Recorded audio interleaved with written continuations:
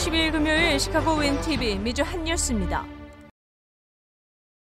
월마트는 코인캐시 머신 회사인 코인스타 및 암호화폐 거래소 코인미와 협력하여 미국 전역의 월마트 매장에 200개의 비트코인 ATM을 설치했습니다. 블룸버그 통신에 따르면 이번 설치는 파일럿 계획으로 200개의 키오스크만 포함되지만 확장된 계획에서는 전국에 8,000개의 비트코인 ATM을 설치할 것이라고 알려졌습니다.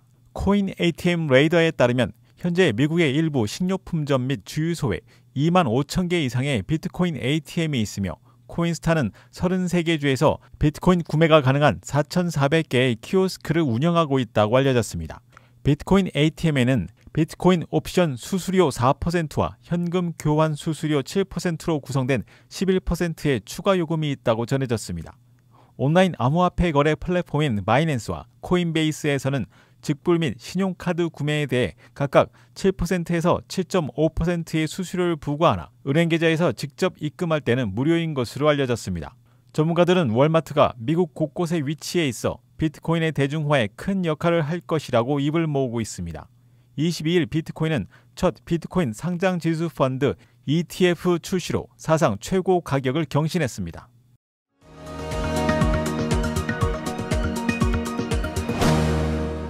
연방준비은행 총재가 내년 하반기에 금리 인상을 전망했다고 알려졌습니다. CNBC에 출연한 아틀란타주 연방준비은행 래피얼 보스틱 총재는 2022년 3분기 말이나 아마도 4분기 초 정도로 기존 금리 인상을 생각한다고 말했습니다. 미 중앙은행인 연방준비제도는 11월 또는 12월 자산 매입 축소 테이퍼링을 시작한다는 방침이지만 기존 금리 인상은 아직이라며 시장을 안심시켜왔습니다. 이 가운데 통화정책을 결정하는 연방공개시장위원회 FOMC에서 투표권이 있는 보스틱 총재의 이번 금리 인상 언급은 인플레이션의 장기화 때문인 것으로 알려졌습니다. 다른 연준 인사들의 일시적 인플레이션 언급에는 반박하며 우리 예상보다 더 지속될 것이라고 주장했습니다. 특히 노동시장은 기대한 만큼 빨리 균형 상태에 이르지 못하는 반면 수요는 계속 높을 것이며 이로 인해 인플레이션 역시 이와 연계돼 지속될 것으로 예견했습니다.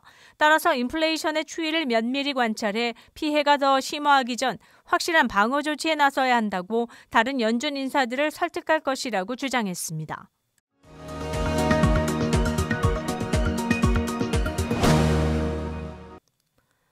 물류 대란의 해소 기미가 없는 가운데 LA 앞바다에 항만 병목 현상으로 갇혀있는 화물의 가치가 262억 달러에 이르는 것으로 알려졌습니다. 현재 남부 캘리포니아 해양거래소에 따르면 21일 기준 입항 대기 중인 컨테이너선과 화물선은 모두 85척입니다. 물류 전문 매체 아메리카 시포는 작년 LA항을 이용한 컨테이너선의 화물 가치가 컨테이너당 평균 4만 3천 달러였다며 현재 LA 앞바다에 떠있는 85척 배에 실린 화물 총량으로 환산하면 262억 달러에 이른다고 보도했습니다. 이와 관련해 주요 공급망 위기를 초래하고 있는 LA와 롱비치 항구의 병목 현상을 돕기 위해 주방위군이 투입될 예정으로 알려졌습니다. 행정부 관리는 21일 주방위군 배치를 포함한 모든 옵션을 고려하고 있다고 말했습니다. 젠 사키 백악관 대변인은 방위군이나 해군이 항구의 화물과 트럭 운전도 도울 수 있는지 묻는 질문에 테이블 위의 옵션을 없애려 하는 것이 아니라며 가능성을 열어두었습니다.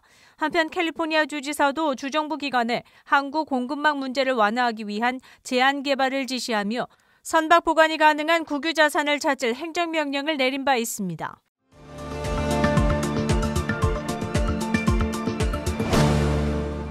현재 미국 주유소의 평균 무연 휘발유의 가격은 원갤론에 3달러 50센트 정도지만 캘리포니아주의 일부 해안 지역에서는 갤런당 7달러가 넘는 가격을 지불해야 하며 프리미엄 휘발유의 경우 8달러 50센트인 것으로 알려졌습니다.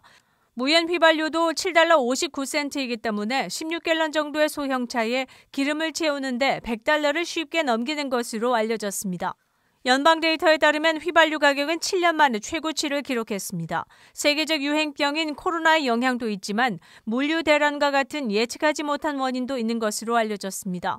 중동 산유국 회의인 오펙과 기타 산유국들은 산유량을 늘릴 계획인 것으로 전해졌습니다. 하지만 연말이 다가옴에 따라 수요가 증가하게 될 것으로 예상돼 가격 상승 추세는 당분간 이어질 것으로 미국 자동차협회 AAA는 예견했습니다.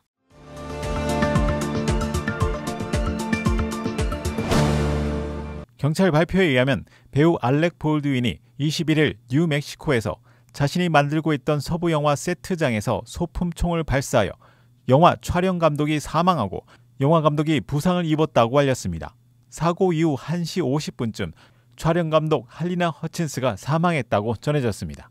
보안관 사무실에 의하면 총격 사건은 제작 중인 영화의 리허설 촬영 중 발생했으며 두 사람이 총에 맞게 된 경위를 파악하기 위해 세트장에 있었던 사람들을 중심으로 면담을 진행하고 있으며 현재 총격과 관련해 기소된 사람은 없다고 밝혔습니다. 프로덕션 회사는 사고와 관련해 고무총이나 복제총 같은 소품총을 사용하지만 종종 공포탄이 든 총을 사용하기도 한다고 전했으며 공포탄을 사용하더라도 일반적으로 20피트의 거리를 유지한다고 전했습니다. 에미상 수상 배우인 알렉 볼드윈은 영화와 연극 및 TV 분야에서 오랜 경력을 가지고 있으며 우리나라 팬들에게는 과거 전 부인이었던 킴 베이싱어와 출연했던 영화 겟어웨이로 잘 알려져 있습니다.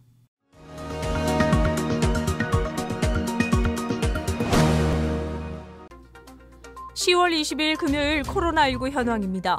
미 전 지역 신규 확진 85,424명, 신규 사망 1,611명, 백신 완전 접종률은 57.6%를 나타냈습니다.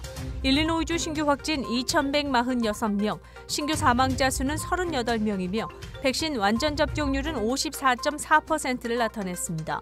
다음은 어제 기준 각 주의 신규 확진자와 신규 사망자 수입니다.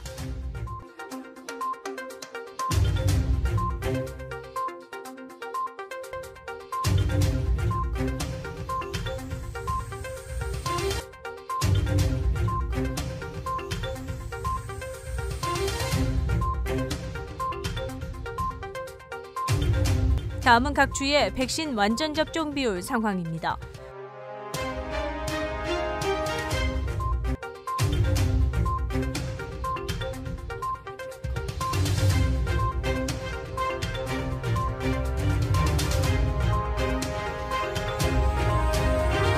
코로나19 관련 자세한 내용은 시카고토털닷컴을 통해 다시 볼 수 있습니다. 윈TV 채널 24.5와 MCTV 채널 24.6 방송은 안테나를 이용한 공중파 방송을 통해 시청할 수 있습니다. 코로나19 비상시국 뉴스24에서는 여러분의 제보를 기다립니다. 제보 전화 847-290-8282번입니다.